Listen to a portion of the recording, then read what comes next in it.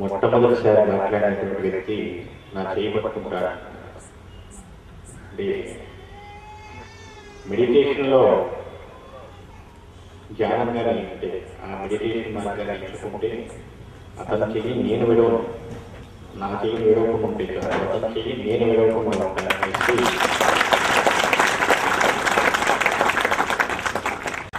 అలాగే ఇప్పుడు ఆర్ఎండ్బి డాక్టర్ గారు మాట్లాడారు.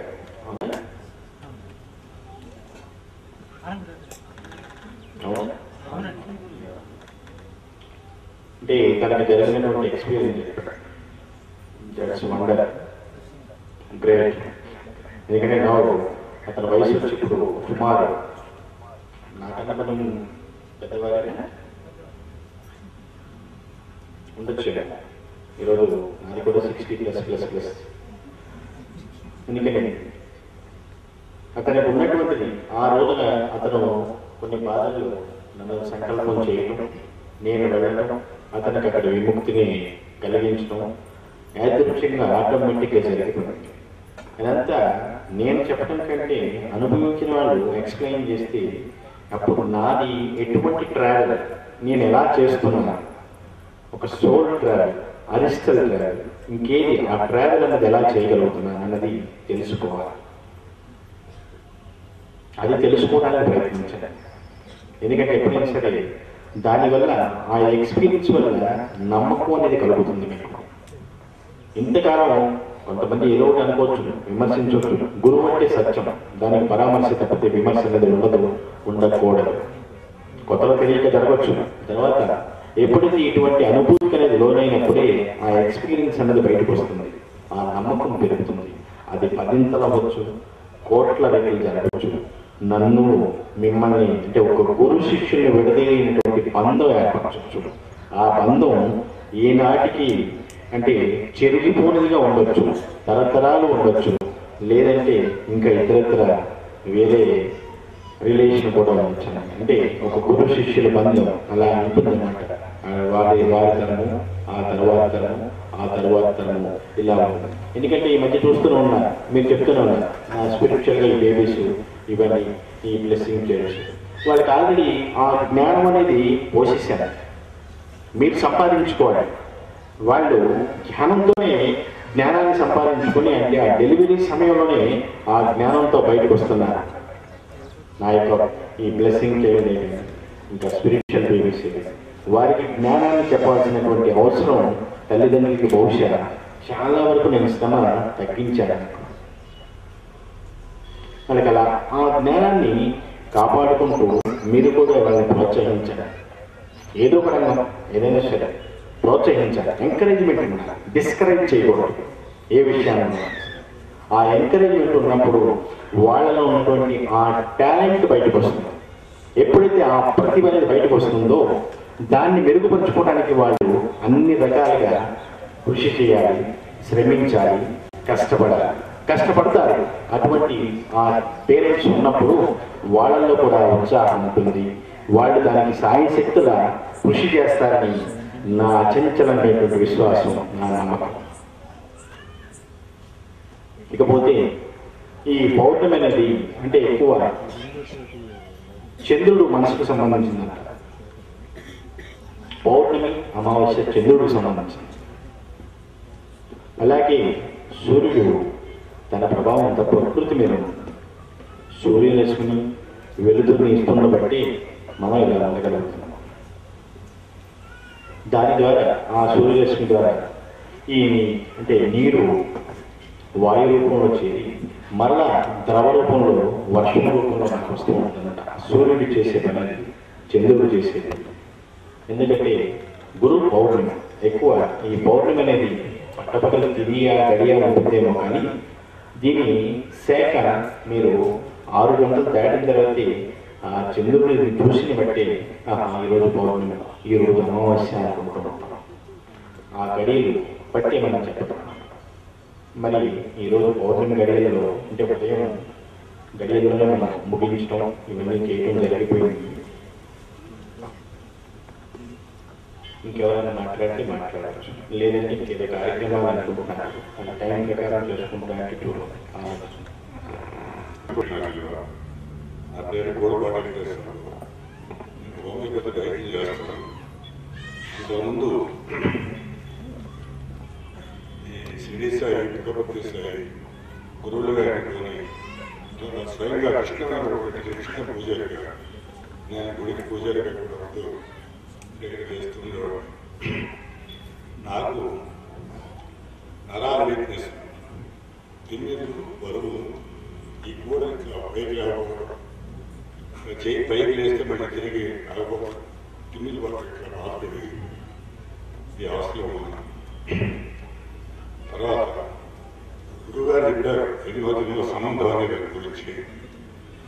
ఇంతకుముందు ఈ గురువుగారు నాకు తెలియదు, నేను ఆయన గారు తెలుసని ఆ రోజు చెప్పారు. ఎట్లా నాకు కూడా నా స్నేహితుడు కోరలరాచార్యని సిద్ధాంతి గారు, ఆయన గారి గురువు ద్వారా ఆయన కొన్ని విద్యలు నేర్చుకున్నారు. ఆయన గారిని కూడా ఈ గురువు గారు స్వయంగా పిలిపించి ఆయన కొన్ని విషయాలు చెప్పారు. వాడు ఆయన విశ్వవ్యాప్తంగా సిద్ధాంతిగా ఎదిగిపోయాడు. అయితే సరే నా గురించి ఆ పూర్వరాచార్య గారి మిత్రులు ఆయన నిలబడ్డాడు వెంకటేశ్వర గారిని. ఆయన ఒకప్పుడు మీకు సహాయం చేశారు. ఇప్పుడు ఆయన నాకు తెలుసు. ఆయన గారికి ఒకప్పుడు ఇబ్బంది వస్తే నేను స్వప్నంలో కనపడ్డాను, కానీ నేను ఈ రూపంలో కనపడలేదు. ఎందుకంటే నేను ఆయన తెలియదు కాబట్టి ఆయన తెలిసిన రూపంలో కనపడి ఆయన స్వప్నంలో బాధని నివారణ చేశాను. ఇన్ని సంవత్సరాల కింద అని చెప్పారు. అది నేను ఎప్పుడో స్వప్నం వచ్చింది మర్చిపోయాను. కానీ ఈ మహానుభావుడు అనుకోలేదు. పుట్టపర్తి బాబా గారే నాకు ఆరోపణ కలుగుతారు. ఆయన ఈ స్వప్నాన్ని మరి నాకు అప్పుడు 5 సంవత్సరాలు దాటిపోయింది. స్వప్నం వచ్చి కూడా నాకు తప్ప ఇంకా నేను చెప్పడం లేదు, నాకు తప్ప మరి ఎవరికి లేదు. ఈ స్వప్నాన్ని ఆ పూర్వవ్యాసాల ద్వారా గురువు గారు చెప్పారు. ఆ మాట విధంగా నాకు అర్థం వచ్చింది. తొందరగా వెళ్ళి గురువు గారు అర్థం చేసుకోవడం వెళ్ళారు. ఆ స్వప్నం ఏంటి అంటే, నాకు ఒక అబ్బాయి నా మీద గొడవ పెట్టి అలిగి వెళ్ళిపోయి ఇది చేసే పిల్లలు. మరి ఆయన ఎక్కడ పోయింది, ఎవరికి ఎదుర్కోను, ఎక్కడ పోయి ఎత్తను, నాకేమీ అర్థం కావట్లేదు, మాటలు దొరకట్లేదు. ఇక ఇంతగానే కానీ తెలియదు లోసపోతుందో బతుకున్నాను సత్యం నాకు ఇల్లు చూసుకునే పరిస్థితులు ఉన్నాయి, అయోమయ పరిస్థితి. అయితే ఎప్పుడు ఏ ఇబ్బంది వచ్చినా నేను ఎవరికి చెప్పను. భగవంతుడు ఉన్నాడు అనుకోవడం చిన్నతనం నుంచి ముద్దు అలవాటు. మనం చెప్పడం కానీ ఒకరు పంచుకోవడం లేదని అది నాకు ధైర్యాన్ని వదిలేస్తాను. అప్పుడు దైవం ఉన్నాడు, బాబా గారు ఉన్నాడు, బాబా గారిని చెప్పుకుంటా అప్పటి 9వ రోజు జరిగింది. ఆ రోజు ఆ బాబా గారి స్వప్నంలో కనబడడం జరిగింది. అదే స్వప్నంలో కనపడ్డ బాబా గారు నేను అని 5 సంవత్సరాల తర్వాత మన ఈ గురువు గారు పూర్వైన స్వరం ద్వారా నాకు తెలియజేశారు. చూడండి మరి నేనెవరు, నేను మరి వారికి ఎట్లా తెలుసు నాకు తెలియదు. మరి చెప్పారు జన్మ జన్మల నుంచి ఉన్నటువంటి నేను ఏ జన్మలో తెలుసు ఇప్పుడు కూడా నాకు తెలియదు. మరి వారికి ఎట్లా తెలుసో నాకు మళ్ళీ తిరిగి వివరించి నాకు చెప్పలేదు. అప్పటి నుంచి ఇప్పటి వరకు మా కుటుంబం వారి సేవలో చేసుకున్నాం, వారిని నమ్ముకుంటున్నాను.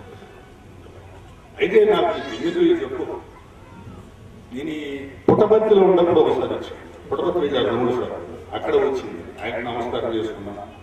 సరే ఏదో అట్లాగే చేసుకుంటే ఇంటికి వచ్చాను. ఈ గురువు గారి దగ్గరకు వచ్చిన తర్వాత అయ్యా నాకు ఇది అని చెప్పారు. సరే ప్రసాద్ వసంతప్రసాద్ వచ్చారు, నేను ఇస్తాను ప్రసాద్ పడిప్రసాద్ వచ్చారు, రోజు తీసుకున్నాను. సరే అది క్రమంగా తగ్గకుండా వచ్చింది. అయితే ఒక రోజు చూసి మరి పరీక్ష నీకు ఈ కుడి పక్క ఆకులు చిన్న మిస్సు కొట్టిన రోజు మొదల్లో గట్టి మిస్సు కొడితే అది రోజంతా తరంగాలాగా అవస్థ ఉంటుంది. నీకు గుర్తుపడిపోయి క్రమంగా తగ్గిపోతే కానీ అది వస్తే ఎవరు భయంగా ఉంటుంది నాకు. నీకు ఎక్కడైనా కానీ ఎప్పుడు ఏ టైంలో రాను, నీకు అక్కడ ఎక్కడైనా లేదు, ఎక్కడైనా నన్ను తెలుసుకో ఓం శ్రీ. అట్లాగే నేను ఇక్కడ ఈ తెలంగాణ ఏరియాలో మిర్యాలగూడెం దగ్గర నుంచి ఇక్కడ వైద్యం కూడా చేస్తున్నాను. మిర్యాలగూడ నుంచి ఎక్స్ప్రెస్ బస్సు దాంట్లో వెళ్తున్నా.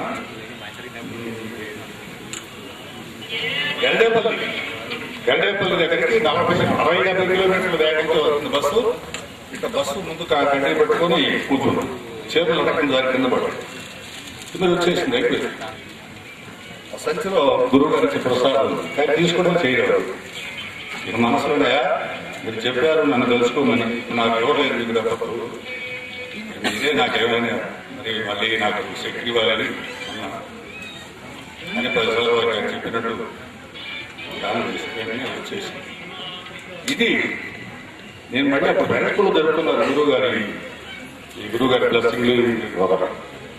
నేను ఆ శుక్రవారం రోజు అక్కడికి వెళ్తే ఏమయ్యా మొన్న బస్సులో ఇట్లా వచ్చింది కదా, బస్సు 70 కిలోమీటర్ల దాదాపు వేగంలో వస్తుంది, మీరు నన్ను పిలిచా వచ్చా, ఏదో నల్లగొండ బస్సు ఉంటుంది కదా అని చెప్పాను. నేను చెప్పకముందే నాకు ఈ విషయం చెప్పారు. మరొక రోజు ఆ పనికి కూడా వెళ్తా ఉంటే సైకిల్ గుంట్లో పడి కింద పడింది. అయ్యా నీకు అసలే కాలుకి ఆపరేషన్, నేను ఇది కూడా చెప్పాలి, నీ కాలుకి ఆపరేషన్ చేసి బోర్డు చేసిన కాదు, అక్కడ కింద పడ్డావు అర్ధరాత్రి వేళ, ఇంకేదైనా దెబ్బతింటే నేను వచ్చి చూసి పట్టుకున్నాను. మరి నేను ఇంటి దగ్గర పోయి నమస్కారం చేసి పేరు చెప్పలేదు, మళ్ళీ ఎప్పుడు చెప్పలేదు. స్వామిని అడుగుతారు, నేను చెప్పడం కాదు, నేను పోవడం, ఆ వారి అడిగి తెలుసుకోవడం, తిరిగి మళ్ళీ నాకు ఇట్లా చెప్పడం నాకు చాలాసార్లు ఇట్లా జరిగింది. ఇప్పుడు ప్రస్తుతం కూడా ఒక ఇబ్బందిలో ఉంటాను, అది వారికి తెలిసి నేను చెప్పాలని పర్లేదు.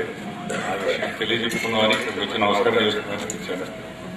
ప్రస్తుతం దయా ఆశీస్సులతో ఇంతవరకు నా జీవిత యాత్ర నడుస్తుంది. ఇప్పుడు నా 66వ సంవత్సరం. రోజు నా వయసు గురువు గారు వారి వయసు అంతా నాకు కూడా తెలియదు. ఇది నా గురువు గారితో నాకు అనుభవం. మనం గురువు గారికి ఇక్కడ వచ్చే ప్రతి ఒక్కరు తెలుసు. మరి ఇక్కడ మిర్యాలగూడ ఏరియాలో మన వారి ద్వారా ఆ ప్రాంతంలో తిరిగి వాళ్ళని చెప్పాలన్నారు. ఎవరు నాకు కనపడరు. ఇప్పుడు వచ్చారు ఇక్కడికి వారు కూడా. ఇప్పుడు ఇక్కడ ఉన్న వారి అందరికంటే చాలా గొప్పగా ఆయన ఇల్లునే జ్ఞాన ప్రస్థానంగా చేసి లింగస్వామిని ఆయన చక్కగా చేసుకుంటున్నారు అక్కడ. అట్లా ఇంకా కొంతమంది చెప్పారు, కొంతమంది వస్తున్నారు ఇక్కడికి. నేను ఇప్పుడు కూడా మిర్యాలగూడ ఏరియాలో తిరుగుతారని ఉన్నాను. ఆయన దయవల్ల ఇప్పుడు వరకు ఆరోగ్యంగా ఉన్నాను. చాలా సంతోషమైన విషయం. గురువు గారు మనల్ని తెలుసుకున్న వారికి ఎంత తెలిస్తే అంతగా మనం సహకరిస్తారని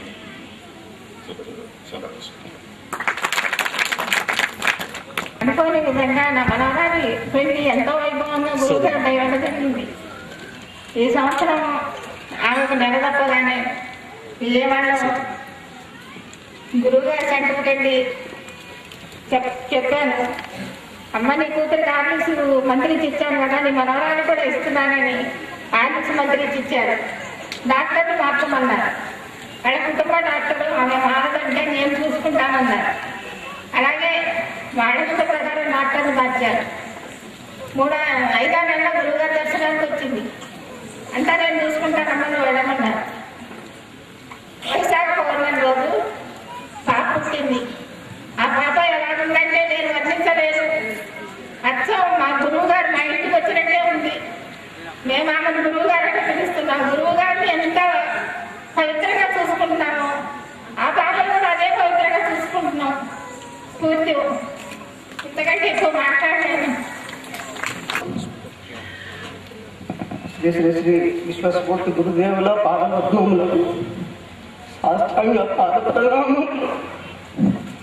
నేను మైదానంలో చెప్పాలనుకున్నా కూడా నాకు చెప్పలేని అవస్థలో గడుపుతున్నాను. నేను 3 సంవత్సరాల క్రితం గురువుగారి దగ్గరికి రావడం జరిగింది. ఆ రోజున నాది భిక్షగాడి పాత్ర.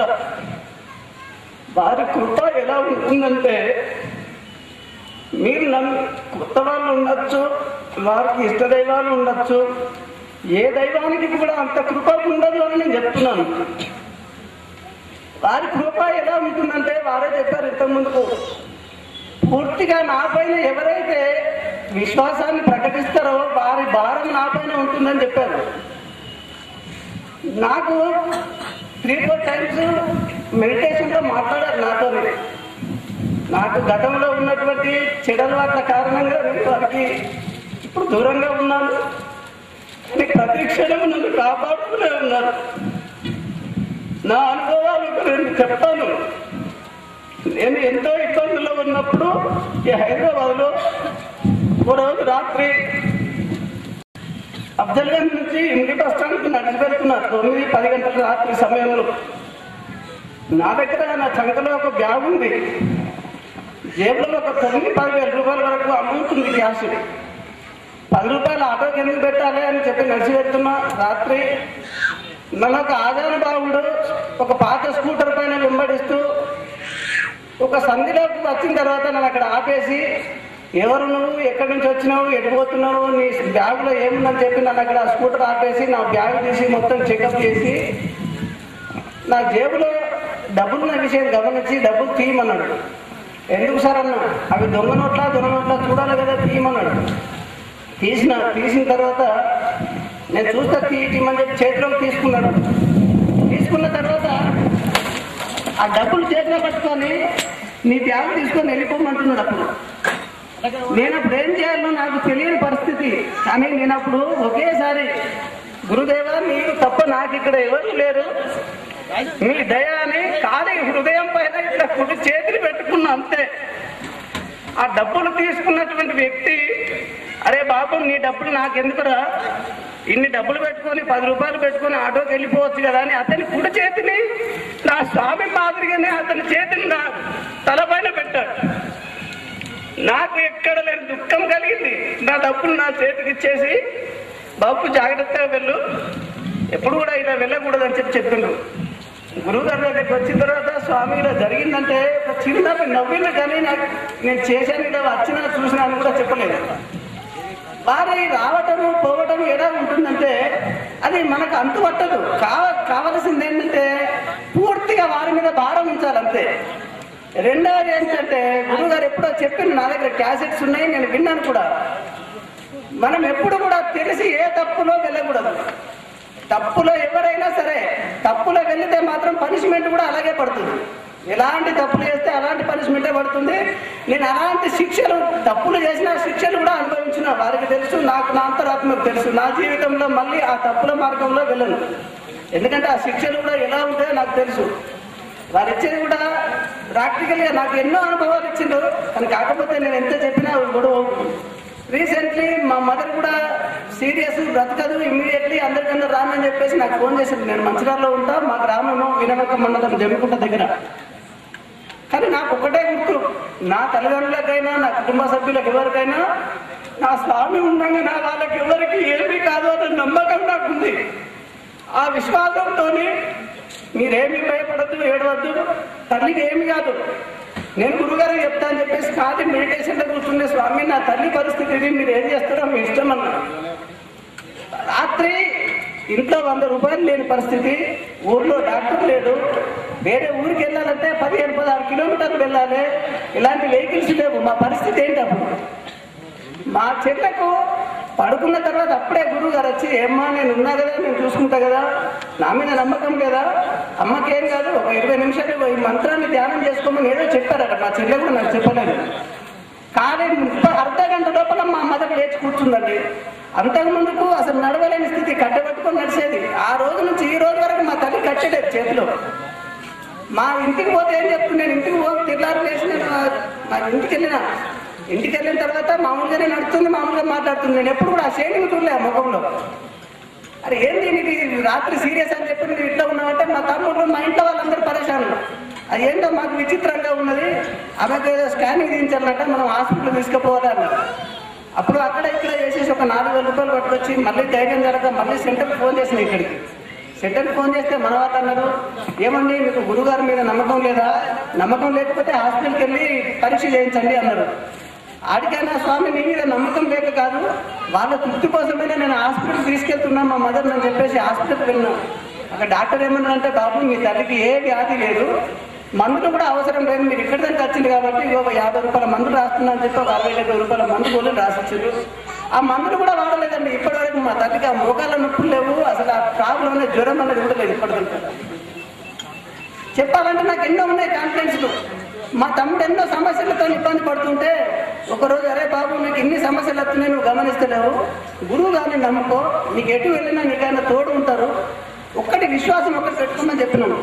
అదే రోజున ఉదయం లేచి స్నానం చేసి గురుగారు నేను మిమ్మల్ని నమ్ముకుంటున్నా, మీరు నాకేం దారి చూపిస్తారో మీ ఇష్టం అని చెప్పి అనుకున్నారట. మేము కులానికి గౌడులం, తాళ్ళు ఎక్కి బ్రతికేవాళ్ళం. మా తమ్ముడు అదే ఉదయం తాళ్ళకి వెళ్ళి తాడి చెట్టు ఎక్కిన తర్వాత ఒక పెద్ద తేలు కుట్టిందట. పైకి ఎక్కిన తర్వాత తేలు కుట్టిన తర్వాత ఏంది నాకు ఈ పరిస్థితి గిట్ట సడన్గా ఇక్కడ కుట్టే, మళ్ళీ అక్కడికి వెళ్ళేటన్నా పోవాలంటే కూడా 5 కిలోమీటర్లు వెళ్ళాలి, ఎటన్నా హాస్పిటల్ పోవాలన్నా ఎవరి దగ్గరికి వెళ్ళాలంటే. వాడు భయంతోనే చెట్టు మీదకి వెళ్ళి కిందికి దిగేసరికి అక్కడ ఒక వ్యక్తి ఉన్నాడు కింద. ఏం బాబు ఏమైందంటే తేలు కుట్టిందన్న ఏం కాదు ఇక్కడ అని చెప్పేసి అక్కడ కూర్చుండబెట్టి అది ఏం పెట్టిండో ఏం చేసిండో తెలియదు. విత్ ఇన్ సెకండ్స్ అంతే మళ్ళీ వానికి చీమ కుట్టినట్టుగా కూడా అనిపించిన పరిస్థితి లేదు. ఇలాంటి మాకెన్నో సమస్యలు గండాలు తప్పినాయి, సమస్యలు తప్పినాయి. నేను చెప్పడానికైతే ఒక 2-3 గంటలు చెప్పినా కూడా నాకు ఒడవదు. అటువంటి గురువు గారికి నా పైన ఎంత కృప ఉందో నేను ఊహించుకోగలను. కానీ నా యొక్క ఆచరణ మాత్రం గురువుగారు చెప్పిన విధంగా నడుచుకోలేకపోతున్నాను. వారు చెప్పిన విధానంలో నడుచుకోవడానికి నాకు కావలసినటువంటి శక్తిని ప్రసాదించని ప్రార్థిస్తున్నాను.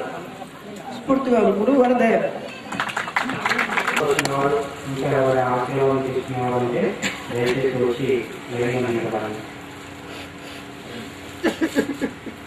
గణపతిగా వచ్చినవాడు ఇంకా ఎవరైనా ఆశీర్వాదం తీసుకునేవాడంటే దయచేసి వచ్చి లైన్లో నిలబడాల్సింది గమనించాలి.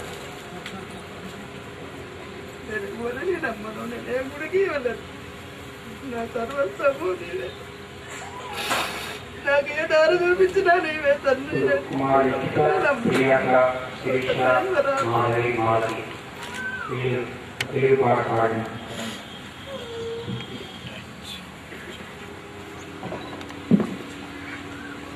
గురువు గారికి గురు పూర్ణిమ వందనాలు.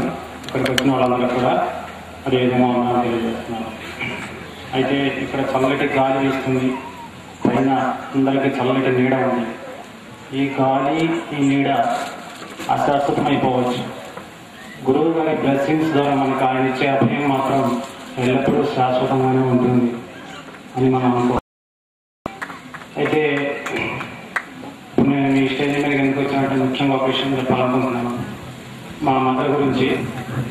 ఆమెకి పోయిన నెలలో హెల్త్ ఏమీ బాగోలేదు. అక్కడ ఒక R&B డాక్టర్ ఆమె ప్రాక్టీస్ చేసి ఆయన ప్రాక్టీస్ కూడా ఫెయిల్ అయిపోయింది. ఇంకా చివరి స్టేజ్లో ఆమె 5-7 డేస్ కన్నా గడిచిపోతే షీఈస్ డెడ్ అని ఇక్కడ డాక్టర్లు చెప్పేశారు. అటువంటి పరిస్థితుల్లో నేను ఇక్కడికి తీసుకొచ్చాను హైదరాబాద్కి. అది కూడా నేను అప్పుడున్నప్పుడు గురువు గారు నాకు 1 గంట నుంచి నైట్ 1 గంట నుంచి రేపు సాయంత్రానికి హైదరాబాద్ వెళ్ళాలి అని నిర్ణయం చేసుకున్నాను. నేను కళ్ళు మూసినా కళ్ళు తెచ్చినా గురువుగారు ఫోటోయే కనపడుతున్నాను. అన్న ఆహారాలు లేకపోయినా కూడా రేపు సాయంత్రానికి హైదరాబాద్ చేరుకోవాలని చెప్పేసి నా ఫ్రెండ్ అయినటువంటి దాస్ గారికి ఫోన్ చేస్తే తీసుకున్నాను. తీసుకొస్తే దాస్ గారు కూడా చెప్పారు కేసు కొంచెం క్లిష్టంగా ఉంది, MD గారికి చెప్పించాలి అని చెప్పేసి అన్నారు. నేను దానికి ఓకే అన్నాను. తర్వాత నేను మెసేజ్ ఇప్పించాను గురువు గారికి. అప్పటికల్లా MD గారు రావడం చూడటం ట్రీట్మెంట్ జరుగుతూ ఉంది. గురువు గారికి మెసేజ్ తర్వాత నిందండి. అయితే గురువు గారు కూడా MD గారికి చూపించండి అని అన్నారు. తర్వాత గురువు గారి బ్లెస్సింగ్స్ వల్ల మా అమ్మగారికి తగ్గిపోయింది. ఇప్పుడు బాగానే ఉంది. ఇప్పుడు నేను ఆ దగ్గర కానీ నేను ఫస్ట్ హైదరాబాద్ వచ్చినప్పుడు పీజీ చేయలేదండి, 1 డిగ్రీ తోటి వచ్చాను. గురుగారి బ్లెస్సింగ్ వల్ల పీజీ కూడా పూర్తి చేశాను ఫస్ట్ క్లాస్లో. అయితే ఆయన చెప్పిన దారిలో నేను ఇప్పుడు నడుస్తున్నాను. అయితే గురువు గారి గురు పూర్ణిమ కోసం నేను ఒక చిన్న సాంగ్ని మనమందరం ఇక్కడికి వచ్చేసాం కదా, ఆయనకి మనందరము ఆయన చేతిలో పిల్లలమే అనే భావం తోటి ఒక సాంగ్ రాశాను. చిన్న సాంగ్.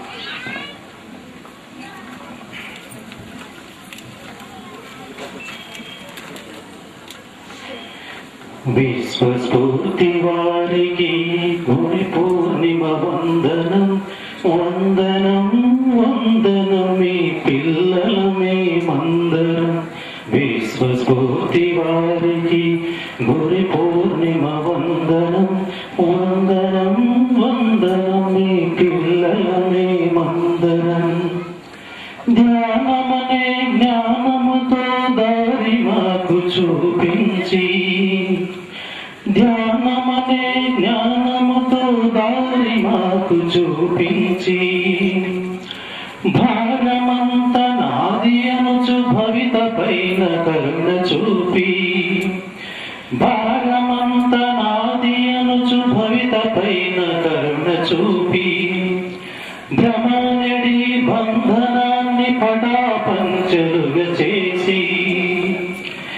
మరణనిడి బంధనాన్ని పటాపంచలుగా చేసి విశ్వస్ఫూర్తి గురుదేవా విశ్వమంత మీదేగా విశ్వస్ఫూర్తి వారికి గురి పూర్ణిమ వందనం వందనం వందనం మీ పిల్లలమే మందరం విశ్వస్ఫూర్తి వారికి గురి పూర్ణిమ వందనం వందనం వందనం మీ పిల్లలమే మందరం.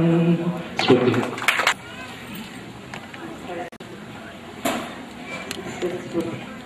గురుగారు నేను ఇక్కడ ఉన్నాడని తెలిసింది. ఇక్కడ రామదాస్ గారు చెప్పినాడు. సరే అని వచ్చిన వస్తే మా అమ్మాయికి పాప లేదు అని వచ్చి మొక్కినాడు. మొక్కితే గురుగారు ఏమన్నాడంటే పాప చిన్నదే కదమ్మా, నువ్వు ఎందుకు తొందరపడుతున్నావు, అవుతుంది నీకేం ఇది లేదు అని అన్నాడు. సరే అని ఏమన్నాడంటే డాక్టర్ గారు సలహా తీసుకొని అవుతారు అని చెప్పి సరే అని డాక్టర్ గారు సలహా తీసుకున్నాను. డాక్టర్ గారు సలహా తీసుకున్నా అయ్యింది. అది దవాఖానకే వెళ్ళాను.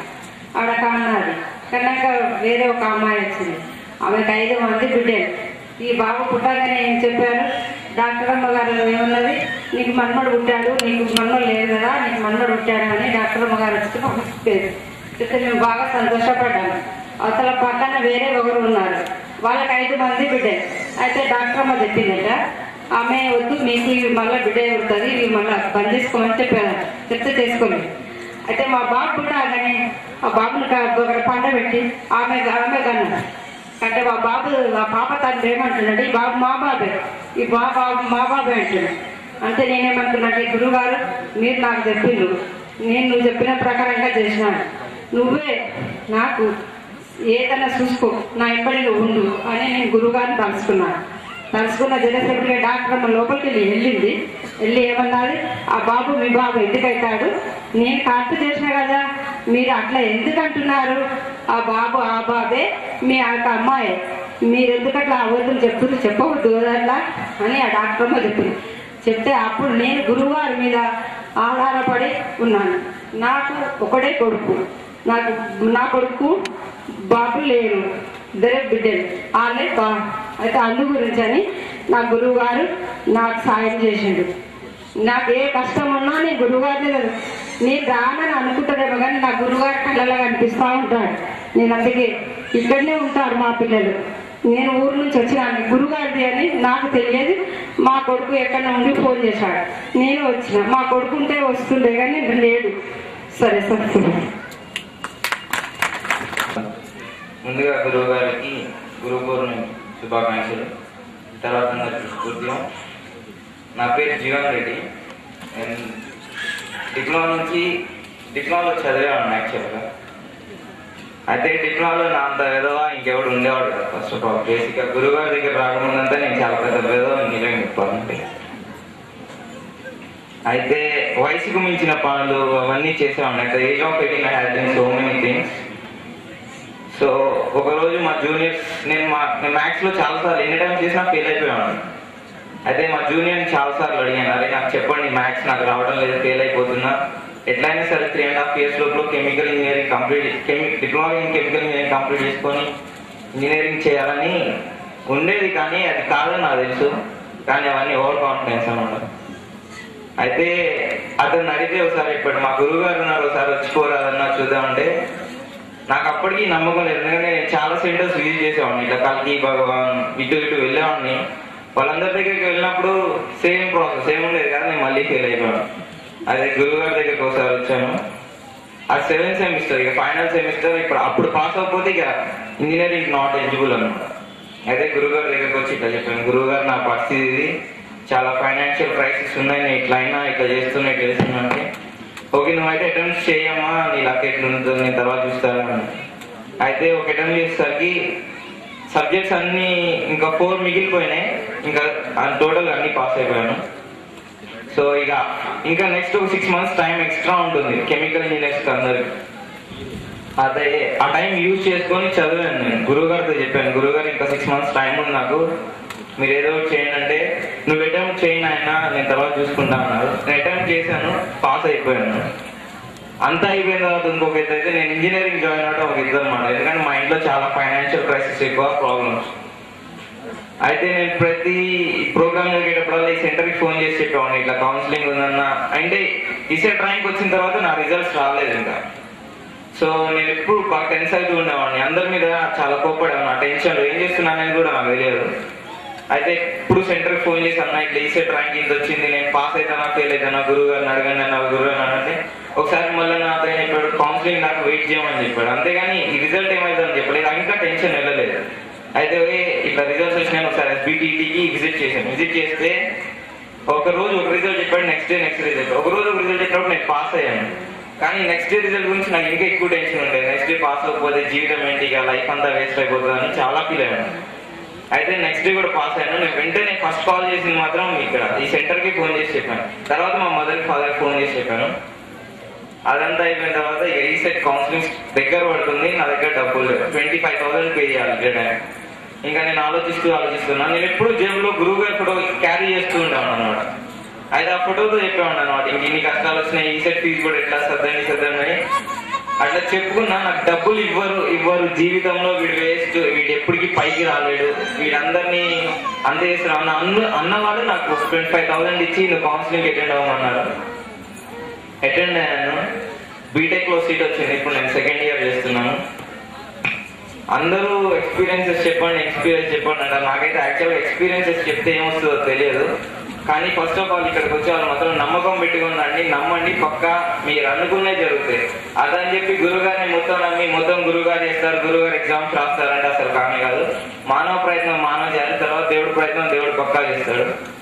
సో అందరూ ఇది చెప్తున్నాను స్టూడెంట్స్ కి. First of all on to say this all this, మీ ప్రయత్నం మీరు చేయండి, పక్కా గురుగారు మిమ్మల్ని లైన్ లోకి తీసుకొస్తారు. స్ఫూర్తి. Thank you. చెప్పింది రైటా రాంగా? మానవ ప్రయత్నం చేయమన్నా అతను పడ్డ కష్టాలు మీకు వివరించాడు. ఒకప్పుడు ఇదంతా నమ్మకం లేదన్న స్థాయికి వచ్చాడు. ఇప్పుడు ఎటువంటి స్థితికి వచ్చాడో ఒకసారి ఆలోచించాడు. అతను చెప్పేది ముందు మానవ ప్రయత్నం చేసిన తర్వాతే గురువు. దాని ప్రకారం అతను చెప్పింది మరి రైతే అనిపిస్తుంది కదా. మీకేమనిపిస్తుందో నాకు తెలియట్లేదు. రైతే గట్టి కావట్లేదు. యూపీ బిగ్ హ్యాండ్ నా గొడవ బాగా చెప్పాడు. తను చెప్పండి ఎంకరేజ్. ఎందుకంటే ఆ గొడవలు మేము వెదవనన్నాడు.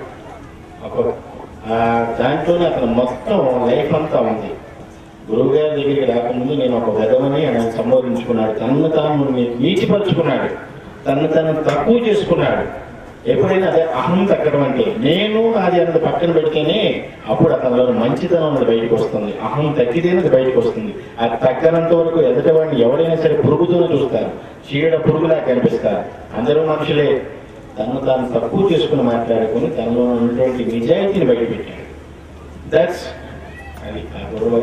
Engineering BTech second Veeranarayana, Venkatanarayana brother